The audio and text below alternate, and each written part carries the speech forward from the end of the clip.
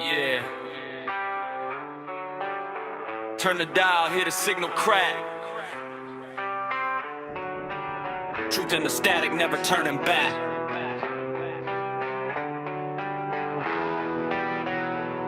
Yeah. Woo! Scrolling headlines, feel the pressure in my chest. World full of noise, but they say it's for the best. Echo chambers loud, got you trapped in the feed. But I'm breaking out the box, yeah, I question what I read. They say trust the system, don't peek behind the veil. But the deeper that I look, see the cracks in the tail. From the shadows to the light, I'm igniting the flame. Independent voices rise, never playing the game. Hear the whispers in the night, voices saying stand and fight. Through the chaos, through the lies, we're the ones who open eyes. We are the truth in the static, loud and unchained, breaking the silence. Yeah, we're calling the names. Through the fire, through the noise, we don't fade. Eternal voices, never buried, never tamed. Mic check, 1, 2, this is spiritual war. Armor on my soul, yeah, I'm ready for more. They can censor every word, try to bury the sound. But the underground pulse still shaking the ground. Radio waves like a beacon in the storm. Independent minds, yeah, we far from the norm. Faith in the message, got a fire in the chest. Speak it raw, speak it real, let the truth manifest. They try to shut it down, but we're still here now. Truth don't die, it multiplies. You can't cage what never lies. Turn it up, hear the voices in the feed. Hey, question everything they want you to believe. What? From the silence to the raw, we ignite. Yeah, stand tall, bring the dark into the light. We are the truth in the static, loud and unchained, breaking the silence. Yeah, we're calling the names. Through the fire, through the noise, we don't fade. Eternal voices, never buried, never tamed.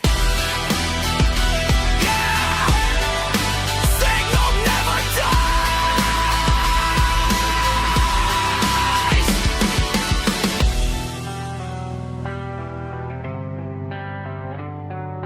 Truth lives on.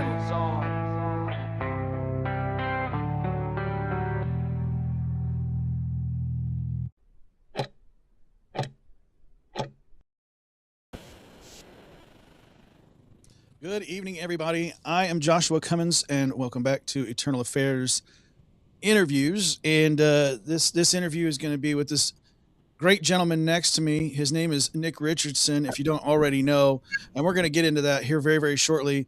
But I want to remind you guys that you are listening on EA Truth Radio, and this is brought to you by EternalAffairsMedia.com. The website again is EternalAffairsMedia.com.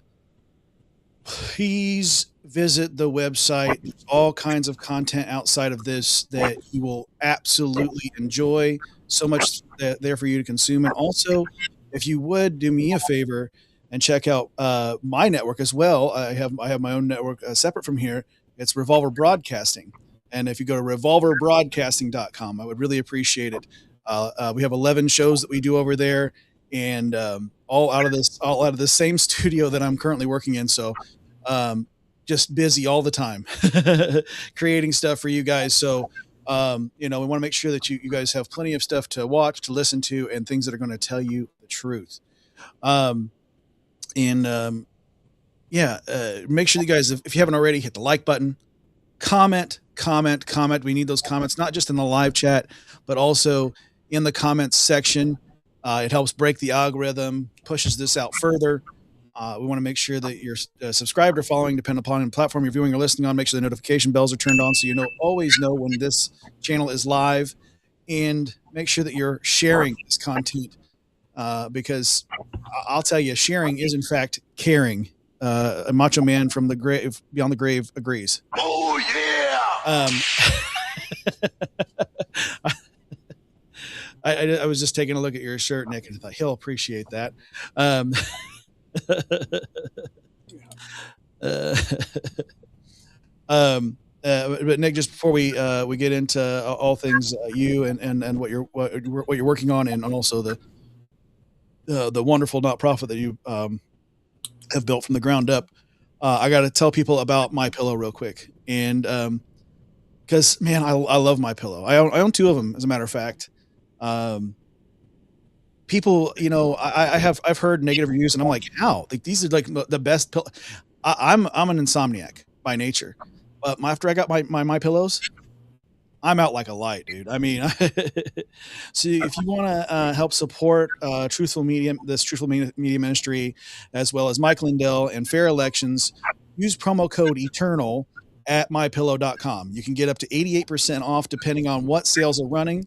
They have many products besides just the My Pillows. I mean, there are blankets and sheets and slippers, and I can't attest to all those, but I can tell you those pillows are amazing. For 100% for sure. And remember to use promo code Eternal at mypillow.com.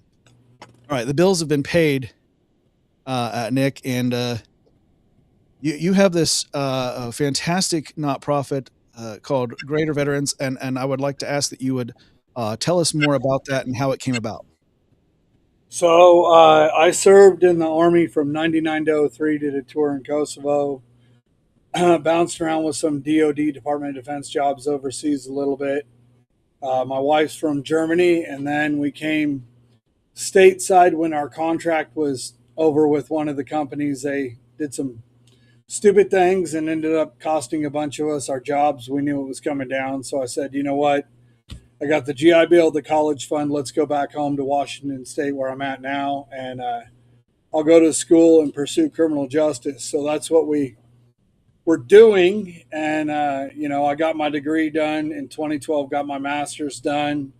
It was under I want to say the first Obama administration was coming to an end at that time. Yeah. And there wasn't a lot of law enforcement jobs out there for obvious reasons. I don't think your listeners have to have that blank filled in. And yeah, not a very pro cop law enforcement administration. And anyway, there wasn't a lot of jobs. I was out of work for about 2 years, struggling mentally. My youngest, my daughter, was born at that time. Trying to find my way. Ended up going to Missouri for about 6 months, and then taking a probation job, bouncing back here, and got a government job with Homeland Security that starts off at part-time. And I was like, my mind was just rattled because, we had experienced in that time a little bit of homelessness, and some of the vet services we used up here and other places were subpar. There wasn't anything that, it was just like minor stuff. Nothing really helped with this or with this. And once I got on my feet, and was only part-time, my boss said, hey, why don't you start a nonprofit doing those things? And they gave me permission to do it, because when you're a federal employee, you got to ask those things, unfortunately. Yeah. So I got it up and running. Yeah, our original and still our goal, but it's harder to reach than I initially thought, is to build a vet center that's going to be like a VFW on steroids. Not that I'm encouraging steroid use, but as a descriptive term. Right. And we want to have like a cafe, bistro, lounge rec area, like a business development office, meeting room, internet cafe, and then we want to have like a gym, as well as like a cafeteria size room for concerts, special events, guest speakers, holiday meals, etc. So that was the original goal. And we're going to call the center, because you need a catchy name, we're going to call it the EVAC Center, which grabs your ear as a military person. But instead, EVAC typically means getting out of a bad into a good, So we thought, well, everyone loves acronyms, so let's do an acronym with EVAC. So it stands for Every Veterans Assistance Center. So that's the ultimate goal, but we also didn't understand real estate when we came up with it, that something in the 20 to 50,000 square foot, even if you grabbed an old warehouse, you need Donald Trump to fund it for you, literally. So we're still working towards that. So in the meantime, we've done a lot of outreach. even before the nonprofit, my family and I breed German Shepherds. So we try to do 1 to 2 donated to a vet out of every litter free of charge. We don't breed every year. We only do typically 2 to 3 litters. We keep the parents. We don't, rehome them. So some of it has to do with the life cycle of the dog too. So we don't breed before we downsize on dogs, and we let them live out their life peacefully. So we do that as a give back on top of the nonprofit mission. I'll definitely have to connect you with my good friend Eddie Block, who's done a few, because he has to have a service dog himself, but because of his disability, but he's helped several veterans get dogs. So I think that would be a good partnership, you and him, because he's a filmmaker as well. So that could be something else, maybe because he's fantastic at documentaries. So definitely. Yeah, I'd love to connect. So yeah, that's kind of the side mission. So then the main mission, we thought, okay, so how do we do these events, right? Because I don't come from a music background by trade. I don't have a marketing background. I truthfully, on Facebook, when I first got on it, it was only to connect with my Army buddies. So like, because I was born in 1980, I picked that number. And every time I got above 80 friends, I'm like, okay, I got to delete somebody, because I was like kind of recluse. I had to learn to be the me that not only I wanted to be and needed to be to do this, but also what I feel like God wanted me to be with the purpose. Yeah. And so I'm like, okay, so I got to get good at public speaking. And I'm like, okay, so do I want to be, I'm big on organic. So do I want to be someone that writes speeches and has these clever quotes and all that? And I'm like, it makes me want to vomit, right? Like, not my thing. So I said, okay, we're throwing that out the window. I'll make bullet points sometimes if I really need to, but I'm just going to shoot from the hip and read the crowd reaction. So I made that decision. Then I'm like, okay. It's always better when you go off prompter. Go off prompter. It's okay. So go off prompter. you know what? Call it what you will, right? But then I thought, okay, so if I get the best, biggest name veteran speaker that you can get, I'm going to have to charge a stupid amount of money for tickets. I'm going to have a limited draw. People may get something from the event, but at the end of the day, is it's going to be like, eh. So I'm like, okay, where our connection happens is when people stay and talk and find out, hey, I went to school with your aunt, or your aunt went to school with my dad, or whatever else. So I'm like, what's something that brings everyone together? Music. Yes. So growing up, I listened to metal and country primarily. And I'm like, I don't want metal, because that's guys like me and even deeper backgrounds. That's going to trigger aggression and liability, security, stupidity. All are great things not to have. So I was like, okay, I'll cut that out. I like country. So I was like, okay, so what are my criteria is going to be for that? So every artist we've ever booked has to be a real patriotic person. I prefer, obviously, if there's someone that believes in God, but the business it is, you can't limit to just that. I try to. So we work with patriotic people. We have a couple agents in Nashville we work directly with. And then it comes down to funding, right? So like typically an event, whether it's a nonprofit, pro wrestling, doesn't matter. Typically you're going to set up sponsors and what you want to do and do all these boring business meetings and go around, putting chapstick on your lips because you have to kiss butt to get checks. Yeah. Type deal. And that's not me. So I was like, how can I do this my way to where I can do the, whole man in the mirror, look at myself and not want to choke myself kind of deal. So I designed an event in a rough time frame in my head first. Then I check the artists, make sure they're available. Then I put together a cost sheet, and then I talk to sponsors, or I'll put out an open call. Hey, we're looking for sponsors. And then it usually works out. I mean, I'm not going to sit here and say we clear $100,000 a year. We don't. I mean, being outspoken and being a conservative veteran in a very blue state has its challenges in its own right. But due to our people in Nashville, loyalty, just building our name slowly but surely over the last almost 11 years, we've got to work with some good names. And speaking of your Macho Man intro, so I'm more of a Hulk Hogan guy, if I'm honest, but I like Macho Man. Oh yeah, I got Hulk Hogan too. Well, let me tell you something, brother. That was my favorite. Hulk Hogan was my favorite, man. Yeah, and the wrestle side of me, obviously Stone Cold in high school a little bit, but The Attitude Era. yeah, we did an event with a Navy vet, Sailor Jerry's her stage name. It's not her real name. Right after she released Veteran Hallelujah, and it was a Halloween party. And I feel differently about Halloween now more than I did then. Yeah. But anyway, I'm like, what's something fun that makes me feel young again that I could dress up as? So it was like a white trash patriotic Macho Man costume, and like I couldn't find, and this is true, and it's embarrassing, but it's true. I'll say it.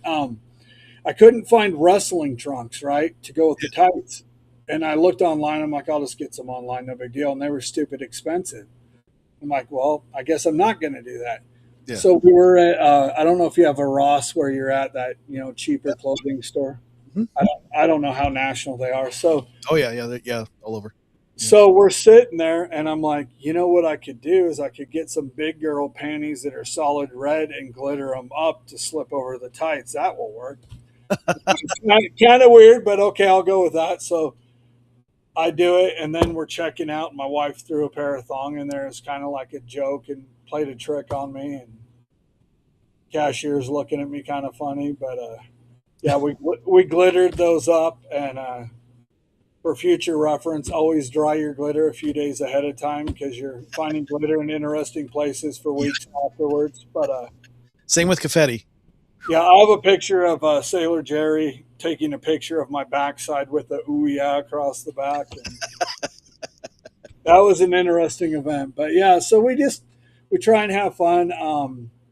We understand everyone's budget is not $1 million an event. So like if you look up some of these bigger country stars, whether you're talking Willie Nelson, Eric Church, I don't know, pick a name that's popular right now, Zach Top, since he's a Washington boy, whatever.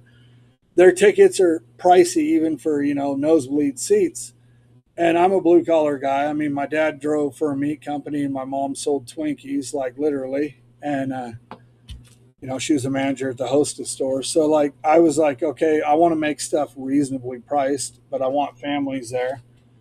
So we always do that. We always try and keep our tickets right around 50 or less. And then we also do it to where if you get like a VIP ticket, it's not that much of an upgrade from general to VIP, so people do it. But then if you do VIP, you get early entrance, so you can meet the speakers, performers, whoever, a little bit before everyone else. Maybe ask them some questions you might not ask when it's busy, whatever. You get early access to our merch so we don't run out of your size because we do limited batches. Our upcoming event, for example, it's the first one we're not printing new merch because I was just like, we still have a little bit of backlog from an event 2 years ago, and I want to clear it out before I go wasting our funds on new stuff. Yeah. So we try and do that. And, and originally we always booked veteran musicians first and foremost.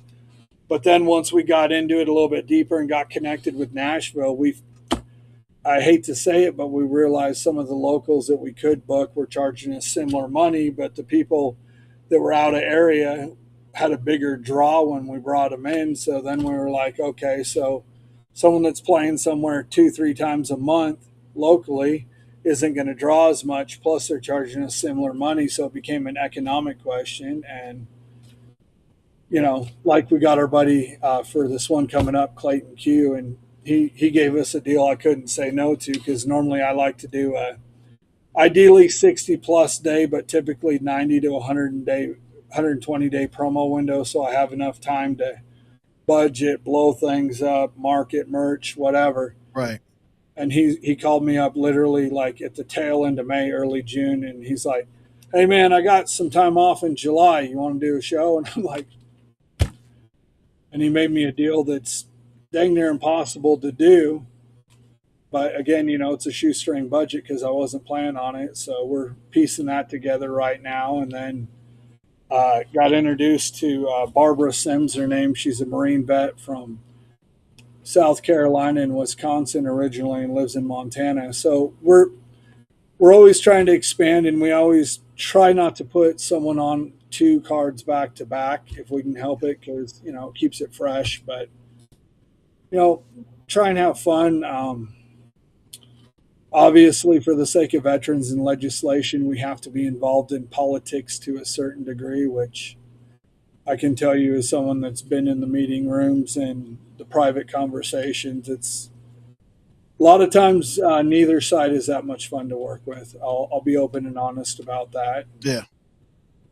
It's a necessary evil, unfortunately, and you get why Jesus flipped tables, because I will tell you there's a lot. I'm not Jesus, but there's a lot of times you feel like flipping tables and more, because you get this idea. You're like, I'm doing this to help other people, but it brings you to the highest of highs and lowest of lows too. So, Oh yeah. Yeah. It's hard to find good help. In the political realm, trust me, I know it. I'm friends with a few, what I would consider good politicians. I mean, like actual, like not, completely corrupt. Like they actually have a heart. I'm actually acquaintances with, the lieutenant governor here in the state of Indiana, and Micah Beckwith. He's fantastic. I think I might have him take a look at your stuff as well, because I think that'd be a cool cool little thing to get him turned on to that. But yeah, it's hard to find those good folks that you can really connect with in the political world, because a lot of times between their schedule, which is always so hard, because then you're dealing with their people and not them.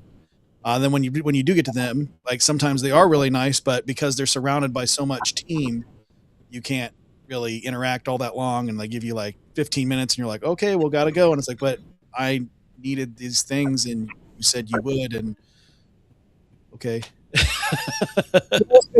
and that's it. And so, like with me, when Congresswoman Kathy McMorris Rogers was in office here, I sat on her veteran advisory board for a while, and once, not to get into it too much, but they have a system called Cerner, and it's a like Obamacare for vets, an overpriced IT system that someone got paid way too much money to design that flopped. Yeah. So it started off, and I think it was like $6 billion, and got all the way up to $16 billion before they finally realized it wasn't working right. And the company kept asking for money, and Eli Crane, the Navy SEAL congressman out of Arizona, was the only one that kind of pushed it forward to recoup some of the taxpayer dollars, because only in government can you get a contract screw up and still keep your money without going to jail, Yeah. And so I sat on her board, and it got to a point where she wasn't listening, and then said some falsehoods, like she knew how military spouses felt. And I'm like, ma'am, you do realize your husband was retired before you guys even met, so you don't. And then the other thing is, when you talk about policy, they don't think you understand the X's and O's, how a bill is passed and whatever, but it's similar to an op order in the military. You got to do some of the background information, kind of the who, what, when, why, where's, cost. You got to do all that stuff. And it's just like, there's so much legislation out there for veterans that could be good. But then what happens is left, right, different, bigger veteran nonprofits, whatever, they'll stick their own little stuff to benefit only them in there. And we don't have single issue bills. And then everyone's like, backdoor deals. Hey, you want this and I want this. So if you agree to this, I'll agree to this. And then something gets left out, and the divide just does this. And it's like, there's veterans, civilians, doesn't matter. There's no one cure for everybody. I mean, I believe, and obviously you do too, that the Bible is. I think the Bible and the Constitution need to be read often. Yes. But again, that's not everyone's way. Like, I have a friend that's big into stoicism, right? And I think there's some good tenets in it. But with that being said, I stopped reading it because stoicism put too much on self, in my opinion, and Yeah. making yourself almost like godlike in a way, or a demigod in the way some of it's written. And then, let's be honest, the Romans weren't exactly great people for a lot of reasons. Yeah. The empire fell for a reason. Well, I mean, all the rituals, Well, what we're seeing in this nation now, they had a lot of LGBTQ type people, and there was a lot of men dressing as women and pretending. You know, and they leaned into it. It was heavy in the culture. Well, that's just it. And it's like, I tell people, I have friends that are on pretty much every political spectrum there is to I hate them all types. And, my best man, he's left leaning and we get along great. We disagree on some stuff. I mean, I 20 years ago, would I have been a Trump fan? Probably not, because I'm not a fan of super wealthy people typically, because that's not my lifestyle. I don't like golf. Yeah. I like MMA better, or playing with my dogs, or working out in the gym, or doing bushcrafting, or playing in the bonfire type stuff. That's more my deal. Yeah, But same here. it's just, if people don't have these conversations, you're not gonna bridge that gap, and that's why we set up the nonprofit the way we did. I call it Vet Island. Like when you first get out, whether you do your initial enlistment or God knows how many years after, you get out and you're behind the power curve when it comes to employment because you don't have the college degree. Then you've missed things and you associate differently because of experiences. And so I call it Vet Island when you get out and you got to build that bridge back to the community, because most people don't get what you went through, even if you tell them. Like, I had an incident with a family member where they said some pretty public insultive things about my service because they wanted me to talk about it more. And I said, if I start hitting you with all these acronyms and all these things I did and stuff that you want to know, you're not going to understand anyway. And I'm going to have to spend an extra 4 hours just explaining this. And, why? It doesn't do anybody any good. No. So that's why you got to learn to just, meat and potatoes approach to it. But I mean, we've had decent success. We've had failures. We've had local vets. We've had national vets all get mad at us for various reasons. Unfortunately, there's fraud in the vet community. There's people that embellish what they did. There's a well-known Green Beret Army Ranger with the initials of TK. It's a former UFC fighter. I'm sure you can. Oh, yeah.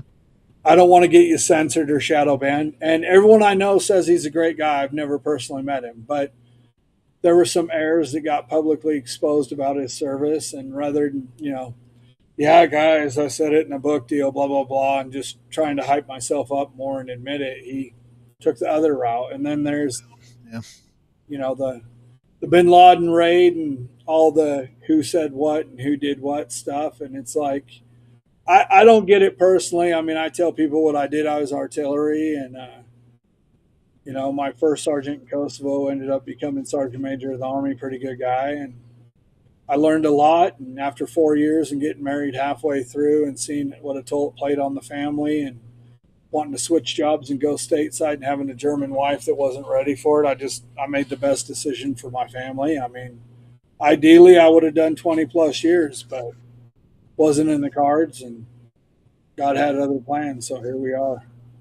Yeah. And then you're putting together this organization in order to help those who were in the same position that you were in, like getting out and going, what now? What next? Where do I go? Well, go to Gr8ter Veterans.com, but with it spelled with an E. .org. Sorry, .org. That link is in the description below, so you can correct me with it. Just go to the description. Don't listen to me. Go to the description. The link's there.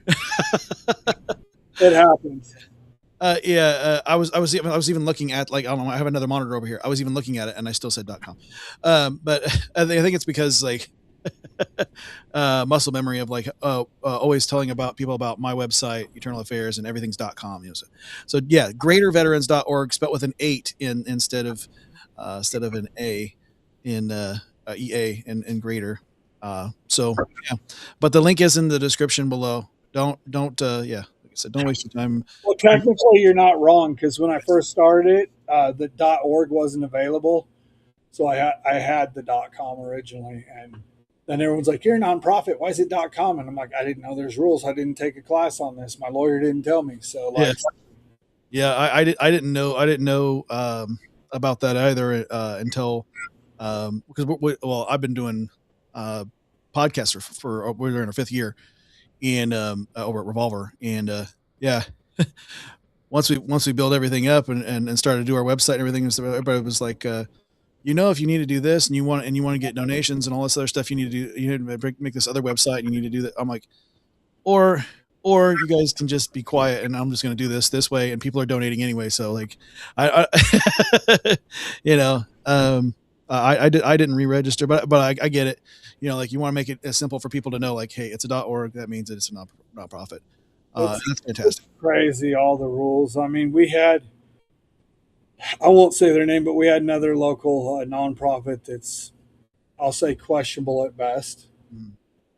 And they lied about their service, things they did, where they've been, yada yada yada. I mean, him and his wife at the time were married, I think like 8 years, something like that, and they were trying to be a marriage counselor. And me and my wife are going on 25 this October, and I'm going to tell you straight up, I still wouldn't even be one. Like, it's grace of God and her patience. It's nothing to do with me. I exist and try and make peace where I can in my household. That's it. But I would say it's the God glue.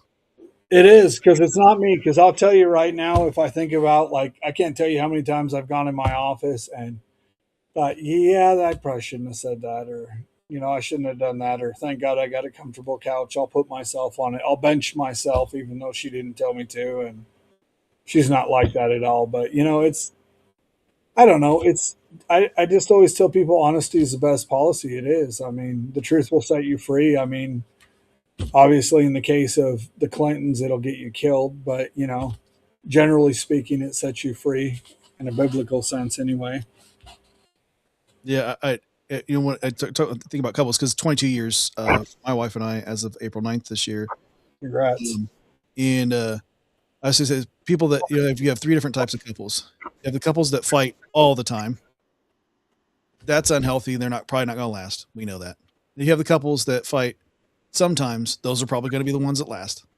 And then the couples that tell you they never fight. Those are psychopaths, and you need to stay far away from them. And the ones that have a secret OnlyFans account are doing all that nonsense. Oh, yeah. Oh, we never fight. Oh, okay. So he just bows down and she rules the roost. Got it. It's sometimes like someone asked me, they're like, who does the bills? And I said, my wife. And they go, why? And I go, because I don't like doing it. And she does. So I'm not going to fight her for it. Like if I want to buy something, I'm like, hey, I want to buy XYZ, when or how. And someone's like, okay, so you're telling me right now, if I said, I'll give you $1 million if you can tell me what's on your bank account down to the penny, what would you do? And I'd say, find someone else to ask her, but don't ask me. I don't know. Yeah. You divide up the things in your marriage due to the talents that God gave each of you. Right. That's just the right way to be. My wife and I, we talked through it. I think that's a big difference between a lot of couples. They don't just sit and chat. And we had hours of conversation of like, who's going to do what? And when we buy a house, who's going to take care of this, that, and the other. And, ultimately, she wants me to be the leader of the household, not because she has to follow me, because she wants to follow me, all the good things of, but she still works, we still split how money gets spent. We understand that everything is ours. There's no mine or mine, it's everything is ours. And we discuss it, right? Yeah. Everything's discussed. And I think, ultimately it's like, okay, when there is an escalation, so to speak, or an argument, the tiebreaker is because we decided a long time ago that, I would be the tiebreaker, I think that's what we read in the Bible. And so we stick to it.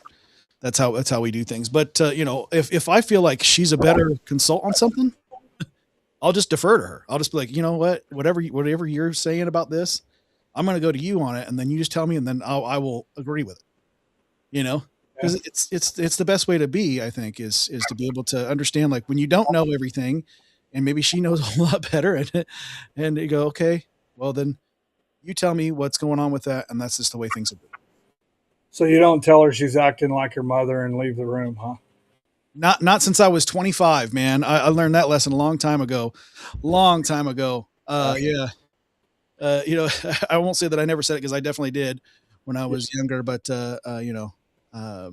but my mother-in-law is fantastic, by the way. If she ever happens to watch this, mother-in-law is fantastic. That woman will cook me a steak in a hurry. So I have nothing bad to say about my mother-in-law either. Overseas, so but I get along with her well. She's nice. So And so I know that you say you do the music events. What is some, and you wanted to work towards the center, uh, you know, I believe that there are ways to make that goal happen for sure. And if I can be any part of that to help you along with that, I'll definitely reach out to every contact that I know. I'm sure Curtis will too, because that dude's got a lot of contacts. But uh, what are some of the other outreach that you do through Gr8ter Veterans?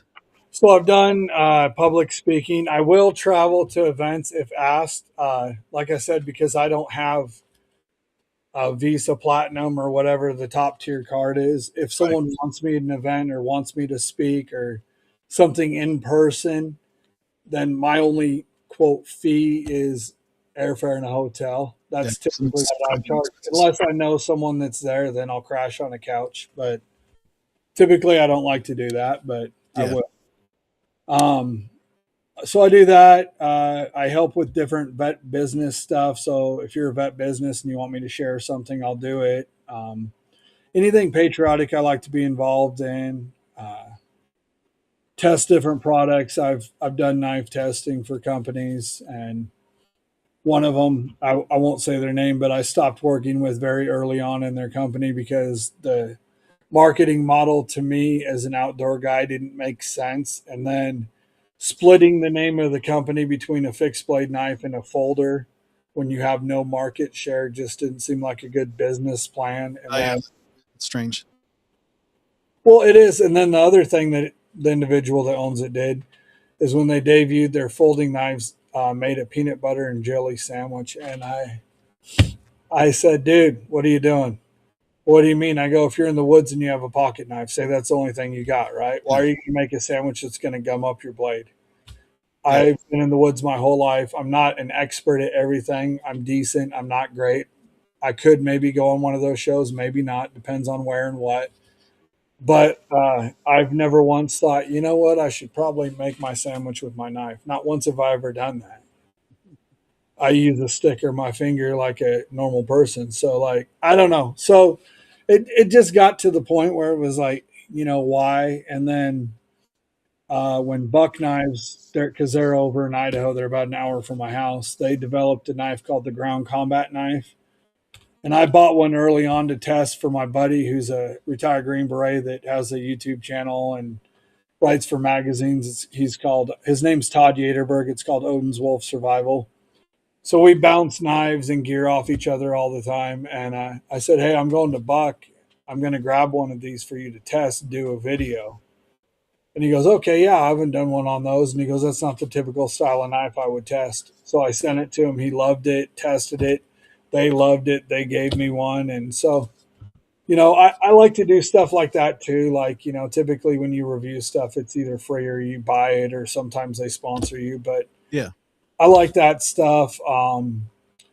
There's a boot company I'm wearing right now. I still don't know how to say it properly. It's spelled OBOZ, so I don't know if it's oboes like the sales lady said or oboz, but they're out of Montana, and they're similar to a Merrill hiking boot, but they're a little bit better and a little bit lighter weight. So I'm trying on a pair I got right now to see if I like them, and then might be reaching out to the company to see if they can do some kind of deal or sponsorship.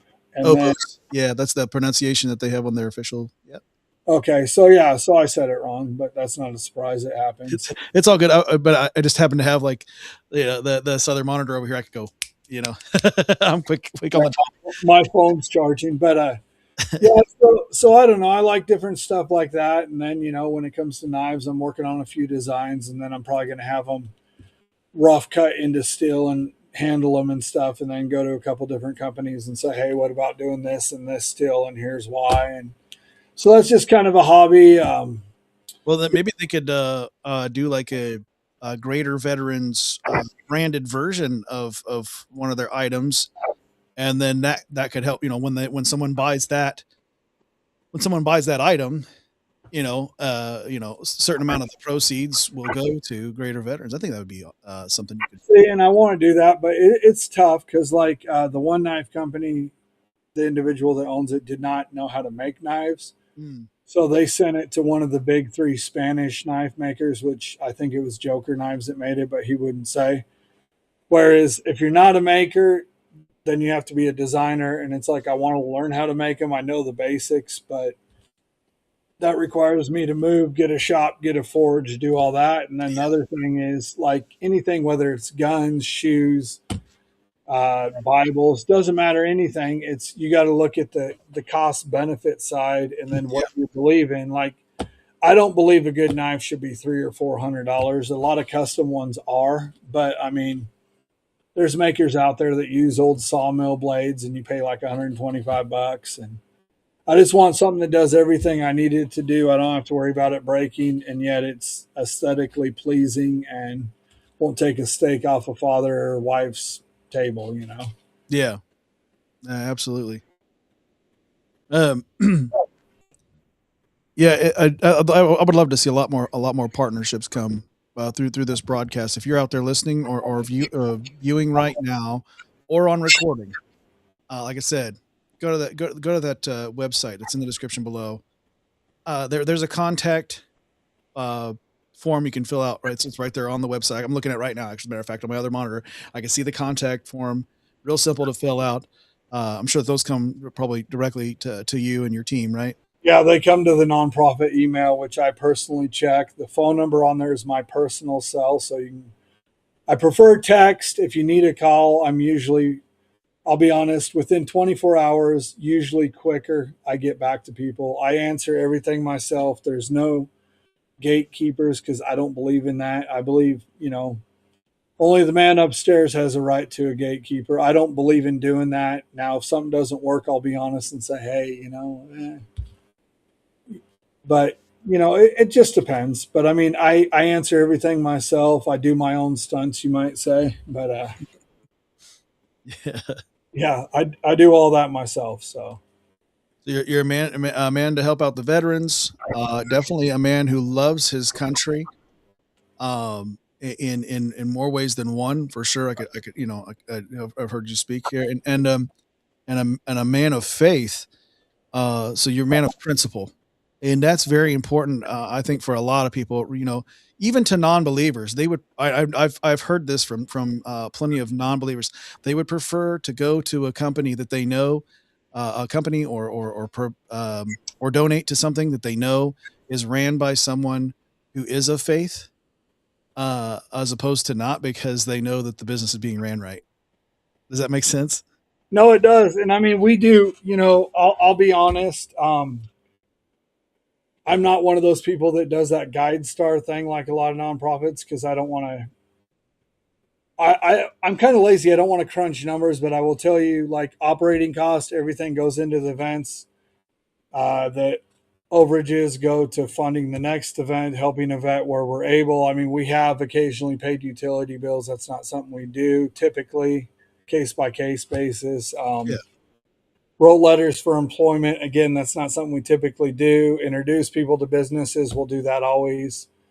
But I mean, we've had vets call us, hey man, I'm between jobs. I want to go to your show. I can't.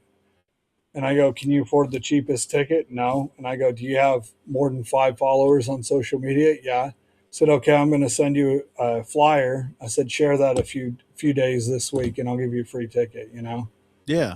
And we always do giveaways when we have sponsors that give us products, whether it's knives or I don't know, whatever. If I get any of that little goodies from friends, businesses, veteran owned companies, etc. Or if I have a promo code for something, which I hate doing that. Use promo code. I don't like doing that stuff. It's everyone does it. It's just the way it is. I still don't like it, but I'll do that. If someone's like, hey, I'm living in this area. Do you know anyone to help with this? I'm like, yeah, hey, talk to so-and-so. Here's their number. And then I'll text the person and say, hey, so-and-so is coming to talk to you. We help with VA claims. we try and stay, like I said earlier, in politicians' ears about needed legislation. But overall, we just do whatever we can. We're like a Swiss Army knife. Yeah, we have a set core mission of things we do, but we'll deviate as needed. That's literally what we're like. We're like a Swiss Army knife in terms of what we do. That's fantastic. I love that you're still setting up events, giving them giving the veterans something that they can get out and escape for an evening. Just be able to kick back with their families, or just their friends, a night out. It's fantastic. For many years I pursued being a musician myself, but I have a lot of friends in the business, not just musicians, but stand up comedy as well. And so certainly you might get a flood of emails in the coming months. I'm just gonna let you know right now, of people that are definitely patriotic, that love the Lord, and but whenever they're coming through town, that you might just hear from them, just let you know ahead of time. Well, we do one-offs too. I mean, we'll bring someone up for a one-off show. It's just like we did. I don't want to say the name because I'll get sued or anything, but just because I don't want to give them free press. But there's a festival north of here. It's going in its 4th or 5th year, right? Something like that. We were a part of it year 2 and 3, and helped them get a lot of artists and whatnot. And yeah, it was nice to get the extra exposure with some of their people. But ultimately, we ended up parting ways because they were mad. We had off-duty law enforcement at our campsite. Mm. And one of my bigger sponsors was like, hey, I want to tase somebody and I'll give Gr8ter Veterans $2,000. And I'm like, well, if you up it to 10, you can tase me, but I'm keeping some of the money if I'm getting tased. I don't like electricity. It hurts. Right. Exactly. But anyway, so one of my buddies volunteered, and there were 2, off-duty Idaho cops that were doing security. So they donated the cartridge, which I think was like $50. Yeah. EMTs on site, waivers, live video. Hey, you're not going to sue anyone if you die, right? No, cool. So one of my buddies made us $2,000. We laid him down on a pink unicorn floaty to be extra special. But it was funny. Everyone had a good time. Well, they didn't like that we did that at the campsite on their property. And so that was kind of the last straw, I guess. And, it's unfortunate, but, I'll be honest, it was worth it. It was funny. I mean, Yeah. I don't know anyone else that had any crazy fundraisers like that were spontaneous and whatnot. So it was fun. So, and his dad, he wasn't a vet, but his dad was, and his dad was a big supporter, friend of ours. And they have a monument at the arena here in Spokane. And the challenge coin I gave him, a medallion I had made for him, and some other stuff are with his ashes under his brick where his name is. So it's kind of a cool honor to have, I think. I mean, that's one of the things I'm most proud of, is that someone thought that much of you that they wanted to be in turn with some of your items. That's pretty cool, I think. Yeah, that is pretty cool. Certainly an honor at that point, right? An honor. Yep. Yeah. Well, I tell you that, so I know we were discussing a little bit pre-show faith, and I've kind of mentioned it here. But I kind of want to bring it up just for, because I know we got a few minutes here left. But how did you come to know Jesus Christ as your Lord and Savior, if I may ask? So it's kind of a 2-part answer. So part A, 1, whatever you want to assign to that. Growing up, my grandma took us to a church close to her house on the South Hill in Spokane. I want to say it was called Heritage Congregational or Heritage Baptist, one of the two. I can't remember. It's still there. It looks like a prison now, modern building. And our reverend was from Ireland, so I loved his accent. And the kids always sat in the front row, and he always picked on us, but in a biblical way, and it was fun. And then I don't know why we just stopped going. My dad was a single dad at the time, so I don't know if it was getting us there. I don't know. So years went by, and then high school, let's see, what was it? Senior year, I met a gal that was a year younger than me, and they went to a church that was kind of, I don't know what you would call it. Like the women wore doilies on their head. I don't know what it was called, but it was like kind of an old school style and wasn't really my thing. And we broke up when I got to Germany because of whatever. I don't know what it was even anymore, distance, whatever. And so I like always believed and prayed, but I never really was like, okay, I'm a Christian, right? And then right before COVID, I started to watch Julie Green Ministry. She's out of Iowa. Yeah, she's awesome. Yeah, and I have friends that don't like her because they say a woman can't be a preacher. And I'm like, first of all, she's not a preacher. Second of all, prophets are real. And lastly, on that note with her, is she's teaching. It's different. Anyone can be a teacher as long as they're teaching correctly. So I learned a lot from her. So Monday through Friday, that's my study. That's what I do. At whatever point I can during the day and watch her. I watch her almost like a religion in itself, not that it's idol worship or anything. And then it's just to keep yourself in the Word. It's nothing wrong with keeping yourself in the Word. So then what kind of made me stronger in faith to get to where I'm at now and where I'm striving to be, right? So I look at life, and I'll say it in a second, but I look at life almost like a football game, right? If you're winning the game and you get down to the final drive and you fumble the ball in the end zone being heaven in this instance, what is the point of anything else? So I try and live a life worthy of going to where I want to go forever, right? Like I try and be as humble and charitable. Yes, I have a temper. Yes, I make mistakes. Yes, I say things. Yes, I cuss sometimes.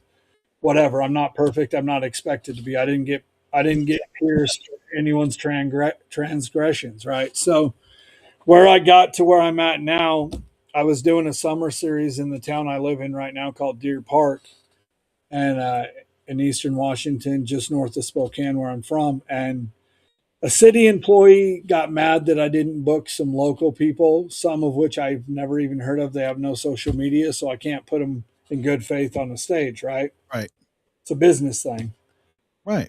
And, anyway, so he decided to create a fake Facebook account, and one of the gals I booked, and I can say her name, it's no big deal. Her name's Katie O. She was on The Voice on Team Reba like a year or two ago. We're still good friends. Her mom and I are all friends. She's out of Jacksonville area. We booked her, and she was 17 at the time, and her mom was with her. You know, my background's cleared all the way up through the FBI. So, and anyway, so this city employee out here created a fake Facebook account and said I was trying to get with her mom and trying to do, and it's not true, obviously, but he was that pissed because I didn't book someone he wanted me to be. And I went to the mayor. Mayor did nothing. And it deeply depressed me. And I guess I can briefly get into why in a second. But it got to the point where my PTSD was off the rails. I wanted to die. Like literally, I had a 1911 in my mouth. I can just talking about it, I remember the taste. It comes up right now. And I went in my walk-in closet and I cocked the hammer back and I was going to do it. And I was like, screw this. I'm not going to have someone call me something like that. It's disgusting. I would never even dream of doing that. And it's like someone tapped me on the shoulder, but no one was there. So I put the gun down, put a shirt over it. And I started to walk out of my room about 2 minutes later and my daughter was there. And it was like, I felt like it was like either an angelic presence or something like that saying, hey, dummy, look who would have found you, you moron. And so then I kind of realized, okay, that would have been stupid. And I just took a vow right then and there. I'm like, I don't know what you're going to do with my life. And honestly, I don't care, but I'm not doing that crap again. I sold that gun. I felt like there was some bad juju on it. I took a loss just to get rid of it. I'm like, I don't care if you throw it off a bridge. Now get it gone. Yeah. And, you know, I still carry a gun every day and shoot and do all that. But that one in particular in that time, just, I won't ever buy a gun like that again from that company. And it just, so that kind of brought me back. And, you know, part of the reason that triggered me, and I don't talk about it publicly as much as maybe I should with my background, but my original reason for wanting to get in criminal justice is my mom and 4 of her sisters were assaulted by their own father, which I refuse to call grandpa. And not to say that I don't believe vengeance is the Lord's, but let's just say I hope the evil one is using his skull as a cup, if you get what I mean. Yeah. And so I always I never really liked that, right? Like I never liked those type of people that hurt children, right? So it hit me, it cut me deeply because number one, it wasn't true, and then number two, it triggered that memory, and yeah, so obviously got past that. I was over 3 years ago, and focus on this and focusing on telling my story, not because I want to necessarily, but because if I tell my story, maybe that veteran or even non-veteran that's on the verge of saying things or things suck is going to maybe think they suck less if they have someone to talk to. You know, I try and say real, like what with me, what you get, what you see is what you get, and it's always going to be that way. I don't believe in keeping secrets, right? Like I know things about people I won't divulge publicly because not because I really so much even care if their image gets hurt, because the things I know they deserve to be hurt because they're disgusting human beings. But I also believe vengeance is the Lord's, and if it doesn't affect me directly, I kind of try and shoo it away to a certain degree. I mean, sometimes you have to step in it and walk through it, but yeah. So all that stuff just kind of culminated and made me realize, okay, God's real. And then right after my grandpa died, there was another experience where there's this neighbor. He's Armaic, and I haven't seen him in a few months, so hopefully he's still alive. But he always walks the street where we're at, and I was missing my grandpa, right? And I felt this bright light on me, and I was playing with an axe, just splitting wood because I was off from the gym that day and just bored. And I look around, and he comes up, but like I saw my grandpa's image for a second, and then it was this uh, elderly gentleman that I like that's very wise. And I was getting ready to say something, and it's something I've never told him. And he goes, I know. And I'm like, wait a minute, how could he know this if I've never told him? And then we both know the answer to that, right? Like there is only one answer. So some of those things have happened that I've seen.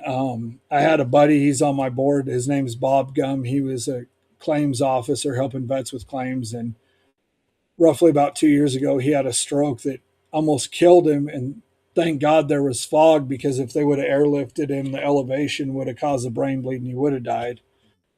And it was so weird because the first night I thought he was going to die. And then the next morning I woke up and it's like God put me at ease. And I knew he was going to make it. And I went to all of his therapy appointments I could go to, not all of them, but a lot of them. I drove to town and would go there and give him the old Army guy, vet to vet harassment. Oh, really? That's all you got? You sure you were infantry? You're acting like you were Coast Guard, and, rousing him and getting everyone to laugh, and just been a good friend to him, supporting him, even when I hate hospitals as a general rule. And Most men do. yeah, and there's been a lot of things God's put on my heart to say, to do, to help people. Hearing his wife call me the next day in tears, just bawling her eyes out. I think he's going to die. I don't think he's going to make it. And for me to know that he was, and to see his recovery where he is now, walking around, got use of most of his right side again, not completely back, but he's getting there little by little, and seeing his positivity, his memory increase. It's all God. And then, I had another buddy that died of a heart attack that did a lot of black ops type stuff. And his wife called me and was crying a lot the other day. And just like to be strong enough to withstand that storm and be there for someone else when you got your own stuff going on. And when you don't know the right words to say typically, but you do in that conversation, I mean, there is no other answer other than God. And I tell people all the time, let's just say you don't believe in the Bible. Read Proverbs and Psalms, and they're just nuggets of wisdom, almost like a fortune cookie in themselves, even if you don't believe.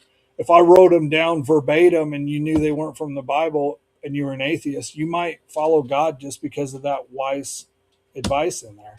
Yeah, I always direct people to the book of James, because I say it's such practical knowledge. Like even if you're a non-believer, you can get the moral the moral fortitude out of the book of James, because there's so much there. Slow to speak, slow to anger, quick to listen. All these things, and it's like I said, it's a very practical book. I think it's why it's my favorite book, as a matter of fact. And for those of you who are out there right now and you're wondering, is Jesus Christ in fact real? Well, I mean, you just heard a testimony, first of all, but I'm here to tell you as well. Yeah, 100%. And not only is he real, but he is the way, the truth, and the life. There's no one that comes to the Father but through him. He said it himself. He's the only um, uh, uh, person in religious literature, in history, to ever make that claim that the only way to heaven is through him individually. Only one. You can read all the other faiths, religions, and everything else.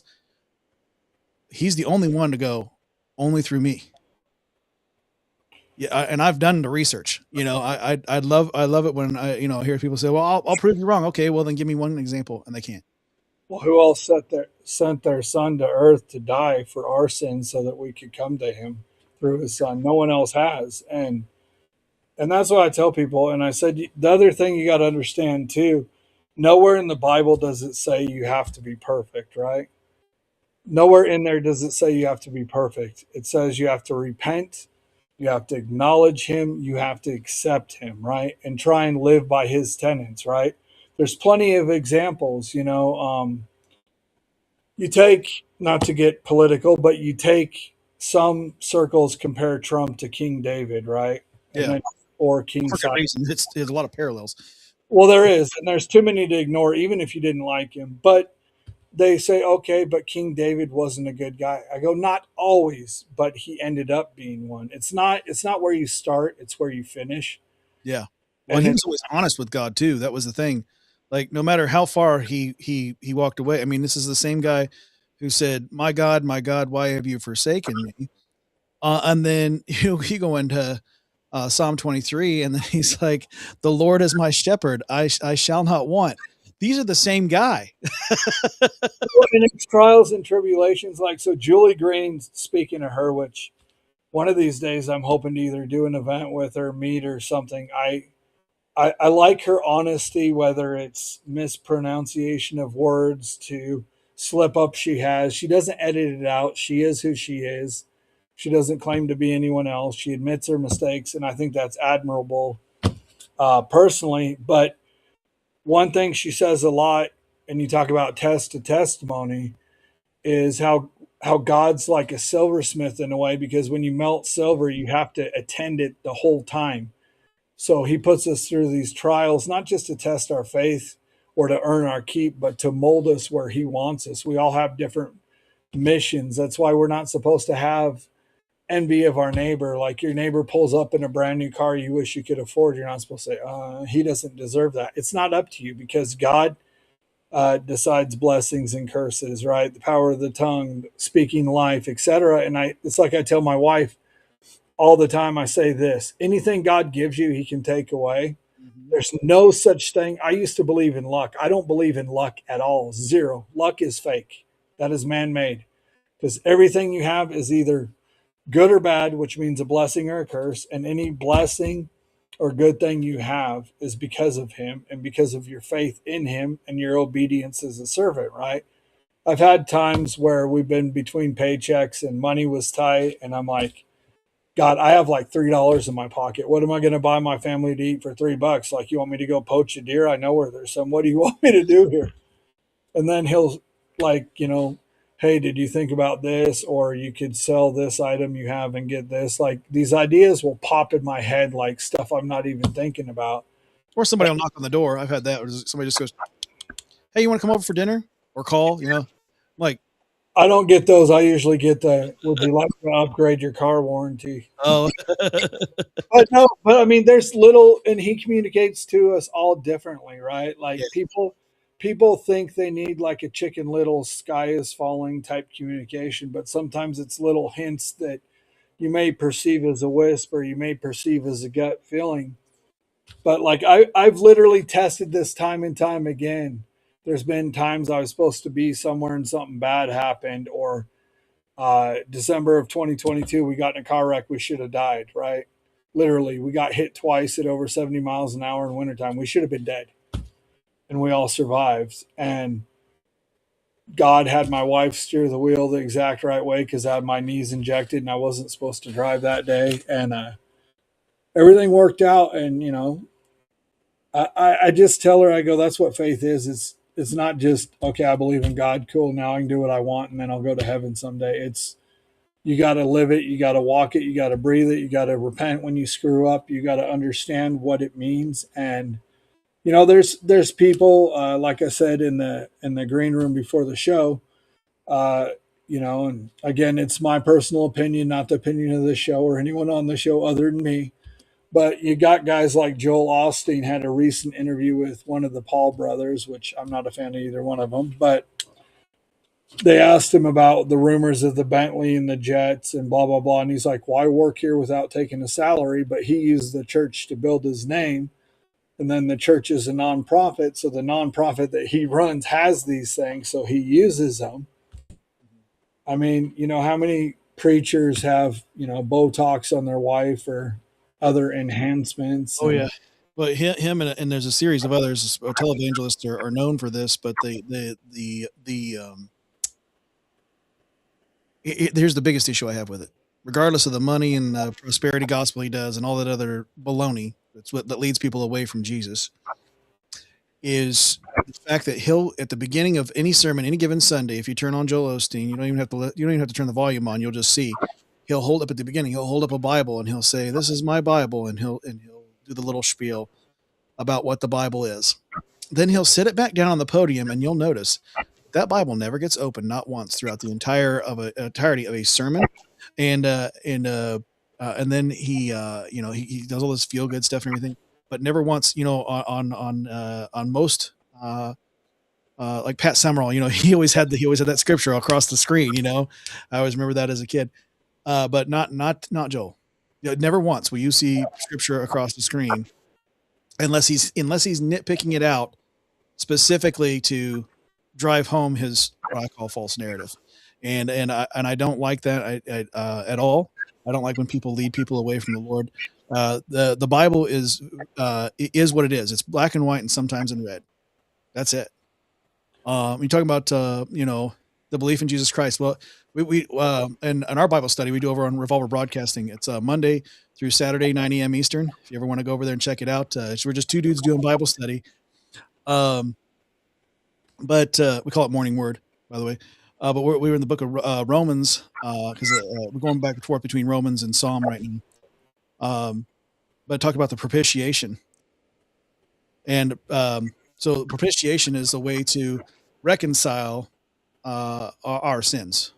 Jesus was the propitiation. So in Christianity, right? But in all other faiths, religions, what have you, you are the propitiation. You're the sacrifice. You have to sacrifice every single thing. But the price is already paid in Christianity. That's why they can't stand it. The price is already paid. And so that it further makes it the truth. It's the only one that the sacrifice is not. Even in pop culture, there's references with like Sodom and Gomorrah, Lot's wife, when she looks back and gets turned into a pillar of salt, right? Like, so you have that modern saying, don't look in the past because you're not going that way. But that, if you really think about it, derives from that, because it really breaks it down simply. And then the miracles, signs, and wonders, they're starting to find more and more through science that Jesus Christ really was real. And a lot of us didn't need the science to do that, right? Like, so I read, like, as a general rule, my ESV Bible, I want to buy a nicer one eventually, but this one I bought it, I don't know if you can see it, Barnes and Noble, but if you look, I have pages marked, taped up, highlighted, and I read every night before I go to bed. After I pray, I read Psalm 91. Of course, I like Ephesians 6:10 and on, like everyone else. But I mean, if you really just sit and think, you don't even have to think with the spiritual mind, and just think, okay, look, okay, I get this now. I get the parallel, right? Like, I was even talking to my youngest son about it, the premarital stuff, right? When I was younger, I always thought of it like shoes, try on shoes before you buy them, right? That's how I viewed it growing up. And then now that I'm I won't say necessarily wiser because that's subjective, but let's just pretend it's true. Um, now that I look at it and think about the why side of it, right? If you don't know anything else, you're not going to want for anything else. You're going to, like in the car business when I was going to school, they said, love the one you're with in terms of sales. Focus on the customer you're with now instead of the one you're trying to get. Well, it kind of applies the same way is if you don't think about other things, you're content with what you have, right? Like God, it says how many times in the Bible a version of do not be afraid or do not fear. That's what 365 times is what most people say. Right. And there's countless examples of that. God gives us not necessarily what you want all the time, but what you need. Yeah. And he's, and, I guess one last thing before we, cause want to get people, if you're on Rumble, I'm going to get you guys rated out over to a good friend of mine who does the Res Truth Pod. They discuss faith in depth. So you kind of like just you'll be able to pick up from here and go over there. If you're on YouTube or Facebook, as far as what Chris has lined up outside of my show to programmed on Saturday, I'm not 100% certain on, but I'll be back here on Saturday from 3 to 4 p.m. Eastern doing Deprogrammed. It's a politics show, and I'll go through some articles and stuff. But we were talking about gosh, I lost my train of thought here.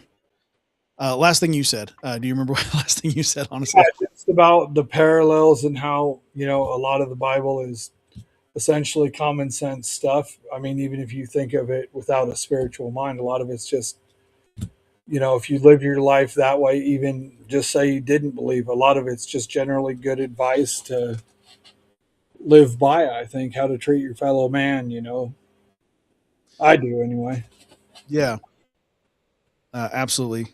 There was something I was going to say, but maybe the Holy Spirit neglected me of it because I wasn't supposed to say it. So I'll say what I'll say what I always say then as I close out any show that I'm on, and I always say to folks to stay in trouble.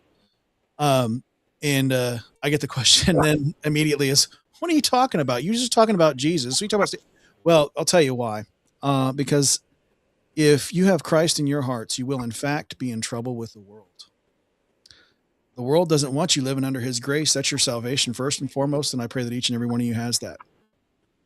The world doesn't want you praying to him, having a relationship with him, or reading his word.